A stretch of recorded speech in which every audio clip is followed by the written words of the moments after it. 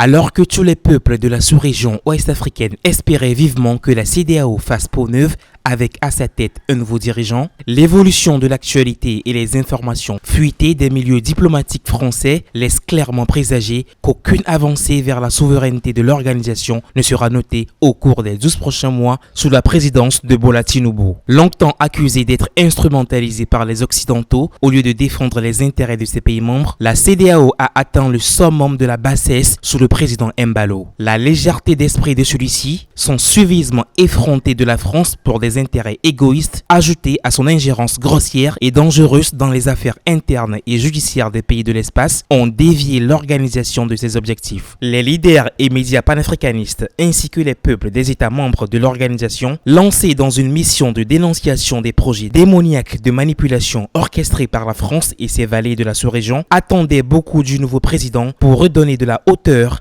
à l'organisation et relever les défis auxquels elle est confrontée. Mais une lecture entre les lignes des récents événements marqués par les propos indélicats du président bissau-guinéen, suivis du rapatriement par le président ghanéen des Burkinabés Peul, ainsi que les informations recueillies auprès des experts et services secrets, amènent à prédire que Bola Tinubu n'a rien à offrir de mieux que son prédécesseur Umaro Sissoco Embalo.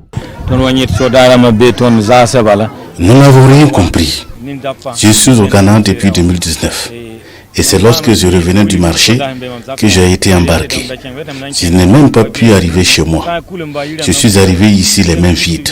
S'étant déjà rendu 3 fois en France depuis son élection à la tête du Nigeria, le nouveau dirigeant de la CEDEAO est déjà initié et intégré dans le rang des serviteurs de l'Hexagone pour aider à mettre en œuvre les plans de déstabilisation des États ne voulant pas se soumettre à l'ancien colonisateur. Selon les services de renseignement, le nouvel initié n'attend que la dernière partie du schéma qui consiste à massacrer les Burkinabés Peul bloqués à la frontière Ghana-Burkina pour mettre à exécution les recommandations de la France sur le Burkina. Nous avons rassuré à nos compatriotes qui sont chez eux, qui sont au Burkina Faso, et que le gouvernement de la transition prendra toutes les mesures nécessaires pour qu'ils se sentent chez eux.